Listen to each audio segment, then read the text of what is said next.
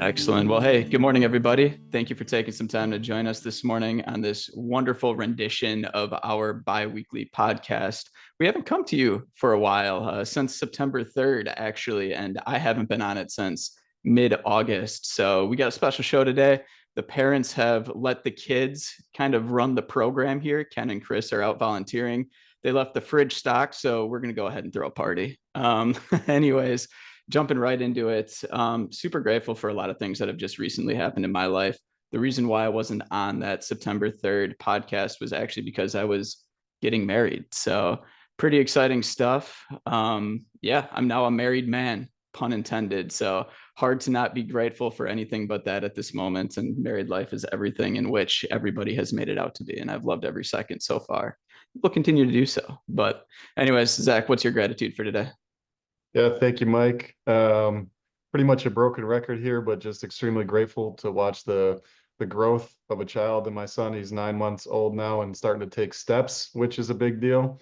And lately, this last week, we've taken big strides in our sports and our practice. So he's very close on the precipice of taking a swing with a baseball bat and a golf club. So the other day, we were hitting a little golf ball into this little toy cup, and he just giggled and giggled and giggled. So extremely grateful for those opportunities as a father, and also grateful for the month of October. It's a big birthday month for some people that are very important to me in my life, my wife, my mother, my father-in-law, and some tremendous friends of mine as well. So October is a really fun month to just really appreciate those that matter most in my life. Excellent. Thank you, Zach. Ben, how about you? Oh, thanks, Mike. First thing, Zach, make sure it's a lefty baseball swing and a righty golf swing, right? That's what we want to make sure we teach little West boy to do. But no, I'm super grateful for just all the support in my life over the past year. I've had between my wife, family, friends. I'm just constantly reminded of all the wonderful people that I have that genuinely care about me, my well-being, and my successes. So I'm just very, very grateful to have those people in my life. So back to you, Mike. Excellent. For anybody who doesn't know, Ben coaches baseball. So, yeah, take that advice. Let the grandkids know, let your children know, whoever's out there swinging a bat, figure that one out. But, anyways, Not just any coach, coach of the year. coach of the year. Ben, do you want to elaborate on what that means? What coach of the year are you? So I won in our conference, our coach of the year. It was a very great honor. It was awarded to us based on how we run our program. So it's not just me, it's our whole team, it's our coaching staff. And again, back to that support thing, I'm just blessed with really great people around me. Epic, epic. Hey, and one last thing before we don't get too far off the rails here. Ben just passed the Series 66, so we have another fully licensed financial advisor on the team. So I didn't mean to steal the thunder of that, who's probably going to announce it in the future, but pretty exciting stuff. We're grateful to have Ben for more reasons than one. Absolutely. He's director of vibes. He keeps everybody in good spirits at the end of our daily huddles every morning. He lets us know that we need to get out of there and dominate. So wonderful stuff. Anyways, back to it. Lauren, what are you grateful for? Yeah, I am grateful for opportunities to travel. I recently visited Greece, and although I've been there before, we visited some new places this time, and we were there long enough to, I guess, really immerse ourselves in the daily culture and just kind of focus more on experiences. And so, a little story for you. We were drinking wine at dinner and we really enjoyed the wine and realized that that natural wine micro winery was just 15 minutes away. So, we decided the next day to take some free time and go see what the micro winery was all about. We showed up to a house and we're a little bit confused, but we were greeted by the winemaker himself. And we actually ended up getting a private tour of his home and where he makes the wine, and got to hear all of the history and how he acquired his grandfather's vineyard and how he renovated his family's farmhouse that's been in their family for years. So that was just so special to us to get to hear his story and the history behind it. So next time you're traveling, take a day to wander or explore. You never know what might come from it. Excellent, Lauren. That is fantastic. I'm planning a honeymoon soon, so we'll be chatting. Um, Next up, Michael Birschbach. What do you got for us today? Thank you, Mike. Grateful just for some random conversations lately. Clients, friends, family, I'll keep their identities private, but just noticing a lot of perseverance from individuals, which is motivating. And also kind of buried the lead, but for our newest Series 66 license holder, Ben, who passed his test last week, just very grateful. I know a lot of things going on. You worked pretty hard to get all that studying done as quickly as possible. So congratulations, my friend. Excellent, excellent. Hey, speaking of perseverance, Ashley behind the scenes this entire time had been trying to get her speakers to work, and we're about to find out if her microphone works. So, Ashley, what are you grateful for, and is it technology? Thank you, Mike. Hopefully you can all hear me. We, Yes. we can. Very good. I'm grateful for our team, our technology experts, and technology when it works. But I'm also just grateful for the fall and having opportunities to do things new and exciting with my family members. My kids are at a great age that we can just decide on a week before and get up and travel or go explore a new place. So just grateful for those opportunities and exploring new parts of the states that they have not seen. Back to you, Mike. Excellent. Thank you, Ashley. And when she says technology experts, Ashley actually figured this one out on her own. So I believe that she is in good hands. She can take over that role. A little known fact, for whatever reason, everybody on the team looks to me to help them fix their systems, fix their technology when stuff comes up. I always remind them that it's pretty much just a Google search that I've tried to then acclimate myself with how we're changing it. But hey, I'll take the job security as long as I can have it. But anyways, so some of the topics we're going to be going into today. I'm going to real quick just kind of recap a few things that happened in September. It was a busy month for the markets, a great month for the markets. We saw a lot of rising in the different indices. A really interesting fact is that the indices around the entire world have been positive more days than they've been negative. And that's just not United States. That is the entire world. And that's the first time that's happened for a while. So we've seen on a global scale, despite all of the crazy headwinds that sort of came to light in the beginning of the year with the administration's talk about potential tariffs and things in that regard, overall, we've really seen a great market across the entire, across the planet, truly. And then following talking about some of those things, we're going to get into a little bit more of the planning topics for today, the timeless piece of what kind of tax planning techniques should we be thinking of going into year end or just year end ideas in general. So before we get into all that stuff, I'm going to kick it to Zach. Zach, could you give us an update on the markets and some of the things that you have? Absolutely, Mike. I really appreciate it. And as Mike mentioned, September was a really good month for all the indices. Almost all of them were up over 4% for the month. So the Dow Jones up almost 9% on the year. The S&P 500 up over 13%, which with a little perspective behind it is kind of unbelievable because the last 2 years were up over 20%. So very interesting to see the NASDAQ, which is 50% weighted towards technology. There's still a lot of excitement around artificial intelligence, and a lot of those technology companies are still doing very, very well with reporting their earnings, is up over 16.5% on the year. The Russell 2000 is kind of one of the areas of the biggest note since our last bi-weekly webinar, with the Fed lowering the rates a little bit. It generally, the smaller size companies are a little bit more sensitive to interest rate changes. So there was a period of time where that was up 6 or 7%, and now it's up about 4% since our last bi-weekly, but now it's almost 9% on the year, where most of the year when we reported on the Russell 2000, it was flat or actually negative when all the other ones were positive. So just stresses the importance of diversification once again. And two of the biggest areas of highlight to note is international is actually up 22%. And emerging markets is up 25, where those were the biggest laggards over the last 5 years.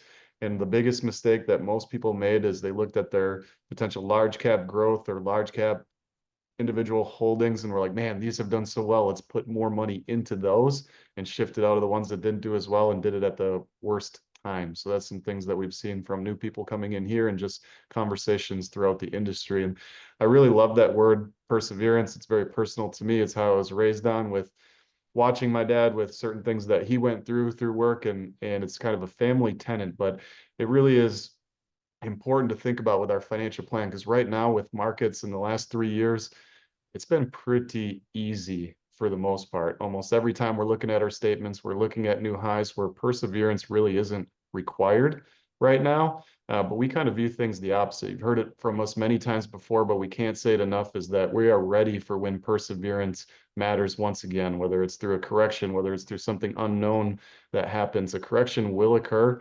It will be substantial. It will be scary. It will be for a reason that we probably didn't foresee.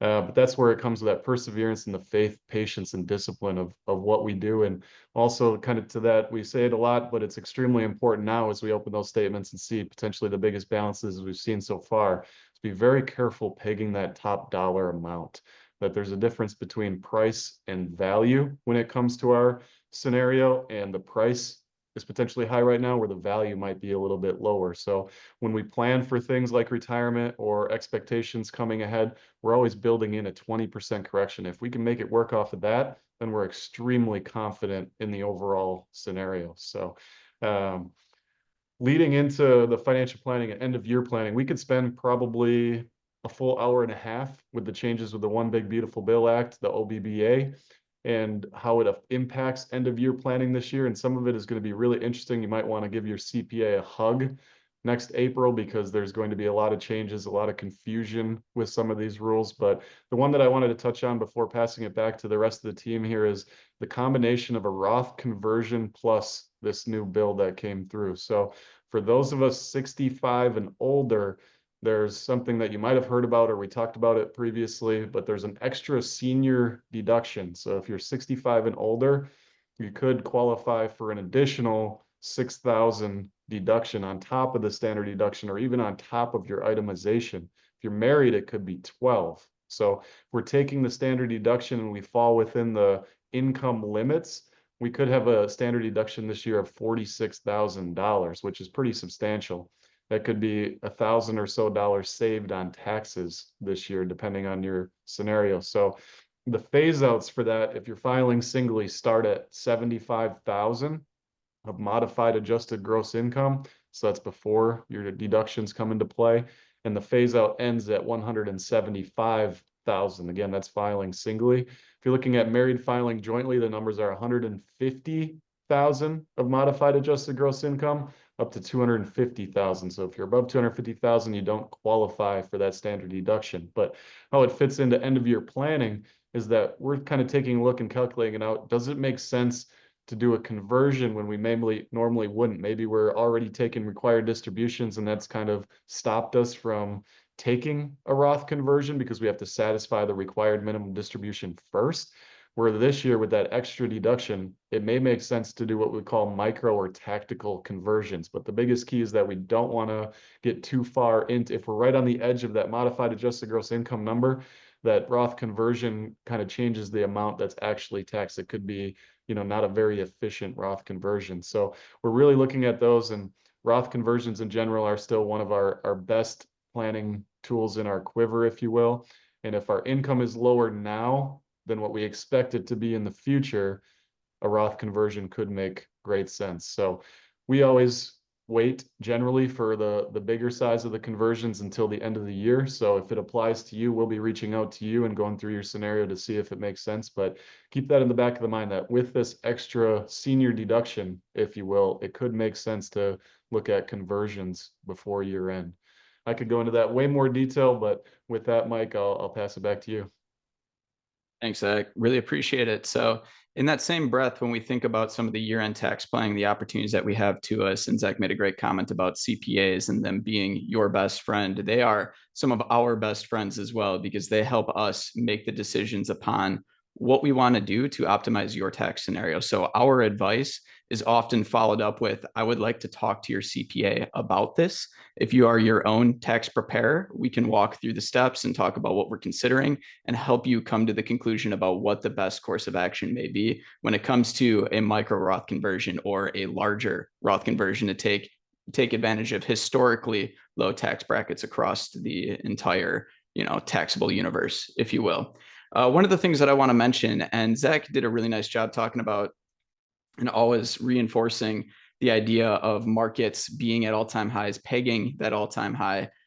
The fact of the matter is, and objectively speaking, that is where we're at. We've had a lot of appreciation in the macroeconomic world when it comes to markets itself, but that doesn't go without individual stocks or maybe a couple individual mutual funds that may actually be depreciated in client portfolios based on when we purchase them, whatever that may look like. And the opportunity that presents to us in accounts where we have to pay taxes when we trade is that we are able to then take a loss to offset capital gains, be in the form of maybe those year-end mutual fund distributions that we're all aware of, and also the idea of being able to offset potentially a sale somewhere else. Some people don't know that if you sell real estate or sell an appreciated property of any sort, that is the same capital gain as if you were to just go ahead and sell a stock. And you can take that loss against a stock and offset that capital gain, which you may have taken elsewhere. On top of all that, if you don't have any gains to offset, you can take up to $3,000 per year against your ordinary income. So just a really good opportunity to be able to save that. And if it's over $3,000 that you have taken a loss of, you have something called loss carry forward. That is tracked on something called the Schedule D within your tax return. That is taken into account every single year going forward. And you can actually apply that loss to future years. So if we have the opportunity to, it's something that we're always reviewing in client portfolios. Like I said, whether that's an individual stock, ETF, or mutual fund, we typically have an opportunity for something very similar to sell that individual position, buy something that can still capture the upside if it happens to rebound, and then be able to use that loss as a tool. So something that we're always taking a look at with tax loss harvesting. On the flip side of that, there's something called that we like to call tax gain harvesting. Now, this is much more personalized. This is if you yourself have a low income year around the entire place, because all these new tax breaks, all these new opportunities to be able to take a little bit more gain, especially in the next 3 years, because there is, I don't want to call it a sunset, I don't think anybody else is, but these rules go away when it comes to that larger standard deduction after the next 3 years. And so if we have the opportunity to take some gains while we have more tax breaks, that's a wonderful thing to do. And so we get that off the table. So then if we have a less advantageous tax scenario in the future, whether that be more distributions from portfolios for something that you need to spend, or if that's just a higher income component to somebody who's still working, that's an opportunity today to take some of those gains off the table for tomorrow because of the advantages that we have currently. So want to just put that out there. I'm going to toss it off to Ben now. Ben, what do you got for us? Yeah, thanks, Mike. Just two little tricks for you. Pretty simple, straightforward tax savings things is for end of the year to review. First one is just make sure we max out those retirement contributions. You can contribute in a workplace plan, so your 401ks, 403bs, 457s, like you can contribute up to 23,500 that can go pre-tax into your retirement accounts. So that's your limit that you can put in. If you're 50 and over, though, you get an additional actually 7,500 that you can put away. So if you're over 50, you can put in about 31,000 per year. And then if you are in the very minutia bracket of ages 60 to 63, you actually don't get that 7,500. You actually get $11,250 that you can contribute additional into your workplace plans to kind of help boost your savings, lower that taxable income for you. So what are some great options for you to kind of take a look at as we get closer to the end of the year, because you've kind of seen how much you put in so far. And you can kind of look, okay, where am I at overall in my plan?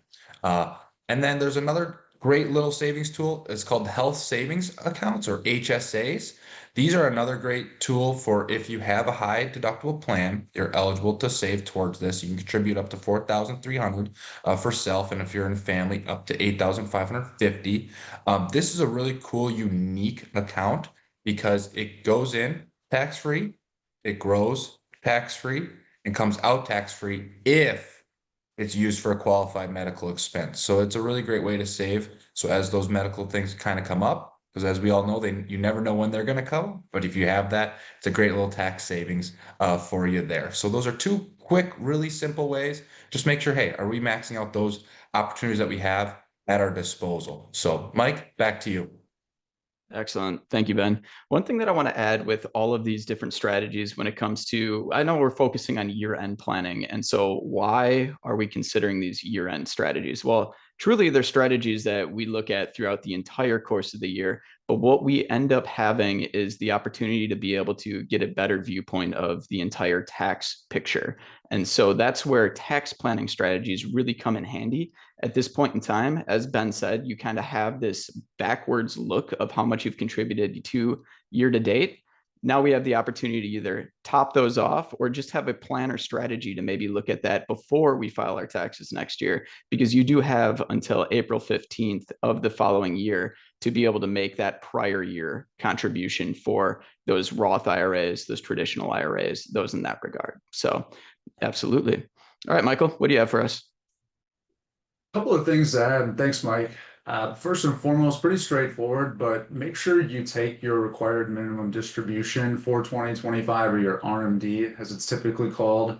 Some age ranges that change based on when those start. So starting in, if you're born after 1950, the age for your RMD will be 75. So that's going to start to apply going forward. A note on inherited IRAs or beneficiary IRAs. I just want to caution what you see or what you read about those required minimum distributions online from those types of accounts. There's some different rules in the way that those are treated depending on your relationship to the person you inherited from and the year you inherited. So we'll help you with those calculations if you have questions. We just want to caution if you're reading general information online, it's a little bit tricky. If you still have your RMD and you really don't have a big need for that income or a big need for that money, and you have some charitable aspirations, there's something you can do with that RMD that's called a qualified charitable distribution, or a QCD. So up to 108,000 you can actually give per IRA owner in 2025. That will satisfy your RMD, but will also keep that number off of your income tax return. So if that's something of interest to you, please talk with us. A couple of other things to go over. What's new with gifting for 2025? The annual gift tax exclusion is now $19,000 per person, up $1,000 from last year. It's a great way to gift and support kids or grandchildren. And something new for 2026 to be on the lookout for is for those who don't itemize those taxes, itemize your taxes. In the past, you couldn't deduct any charitable contributions. So now you actually can, starting in 2026. It's $1,000 as a single filer, or $2,000 is the limit if you're filing jointly. But to be eligible, there is a little bit of a hurdle to get over. That amount just has to exceed 0.5% of your adjusted gross income. So something to be on the lookout for 2026. We'll have these conversations with you over the course of the year while we meet. But if you have any ideas or questions or strategies you want to discuss, please reach out to us. Thanks, Mike. Yeah, absolutely. I love when we talk about QCDs, and the reason why you hear us talk about this so often is because we want to remind individuals that although there's the upper limit of $108,000 per year, and that is not something that we have to try to approach by any stretch. It is not realistic for most investors, but something to know is that there isn't a downside limit. So you could do a QCD for any amount. The benefit being that pay attention to those who support their church. If you're paying monthly and just writing a check for that, or whatever that may do, or whatever that may be, and you're over the age of 70 and a half, it could be a really good opportunity to be able to take that out from an entity that is completely tax-free, and you don't have to worry about whether or not you itemize to be able to take that deduction on your taxes. So something to just think about. Those paying out of pocket to these charities, this could be an opportunity for you. Next up, we have Ashley, and she's got some fall savings hacks for us. Ashley, what do you have? Thank you, Mike. Yes, fall is the perfect time to cozy up to a couple of fall savings hacks. So whether you have an apartment, a condo, or you own your own home, I have a few things that I would like to share with you. Pulling up my screen here. If I can get the okay, you can all see my screen. Yes. All right. Excellent. So we're all going to be turning on our heat, I'm sure, very soon. It is October 1st, which means that heat is going to go up gradually here over the next couple of months. But how can we lower our bill even though we're warming up our home? Well, a quick hack for that is invest $10 or so in weather stripping your doors and your windows, and it can actually add up to savings a couple of $100s over the long winter months. So again, invest in some weather stripping to seal off your doors and windows. Also, just using thermal curtains. They're out there. Go to Amazon, go to Target. Putting something over your windows that can warm up the home and keep that cold air closer to the windows and not spreading throughout your home can save a lot of money because you won't be turning up that thermostat. Also, just setting that thermostat for when you're away. Obviously, you can have it on an eco setting if you're not in the home all day long. And when you get home, it can automatically kind of catch up on the temperature that is preferred. Fall is also a great time to check out some new flavors if you would like to explore your palate. Apples, squash, sweet potatoes, all things that are fall harvesting, which means that you can buy them in bulk and get a great price also. So try making some soups, stews, freezing them, using those ingredients, and it can really save up some money on that budget when it comes to food. And last but not least, shopping smarter and not harder, of course. We want to just utilize those cashback apps for all groceries. And of course, right around the corner is holiday shopping. So again, utilize that cash savings, which can get you some free money on the other side. And then, of course, buying off season. So think about summer clearance shopping right now. A lot of stores in their back corners or on their back walls have some summer clearance items that they're looking to get rid of quickly. Check those out because, again, shopping off season can save a lot of money. And then thrifting. So I know, I mean, at my house, we're thinking about Halloween costumes. Check out that St. Vincent de Paul. Check out Goodwill. Utilize those stores for costumes, fall decor. A lot of people unload a lot of those things at this time of year and they have them seasonally out. So check out those stores or even clean out your own closets and see what you find. That's all I have for you today, Mike. Thank you. Excellent. Thank you so much, Ashley. That's always wonderful to hear. Yeah, looking forward to being able to implement some of those myself. But anyways, coming back to it here, before we send it off to Lauren to hear what we've got going on coming up in the coming days and weeks at Gentian, I just want to share a couple things, a couple highlights from September, and also a little bit of current events, and obviously leave with a little bit of hope. So one of the things that happened in September that's very interesting is the Russell 2000 small cap companies. Zach talks about it a lot. He mentioned how well it did during a portion of it, set a new all-time high. It's the first all-time high that it has set since November of 2021. And the benefit of owning small cap or being invested in some sort of way. And we have different types of small cap companies in our recommended portfolios that are owned by mutual funds or directly invested in, is that they're able to capture some of that upside. And it happens quickly with those. It was after the Fed cut rates that really rebounded quick. Zach said there was up as much as 6 or 7% during the course of the month. But yeah, fun to see them getting back to all-time highs, just showing that maybe there's a longer runway going forward. Some current news that recently just came out. The federal government was unable to come to any sort of deal on Fed funding on some different topics. What that's going to cause is what we've heard of, what we've talked about, a looming government shutdown. And we'll see if they're able to figure it out before that actually happens. Really, what does that mean for you? Not a whole lot. They basically need to just get this figured out. What will happen within the stock market is like anything else. It's going to create more uncertainty. We could very well see some more volatility. People are saying that because the market opened slightly lower this morning, it's because of this. It's just a lot of those sort of government reports, like jobs reports, things in that regard, they're not going to be available. So it won't be as clear to analysts, to the market on what to track. Nothing to change within portfolios itself. keep that patience, keep that discipline, everything which we talked about, to persevere through times like this and times with volatility. We are invested in so many great different ways that there will be something doing well no matter what happens going forward. And lastly, I do want to share that the federal government cut rates, right, or the Federal Reserve, I should say, cut rates in September.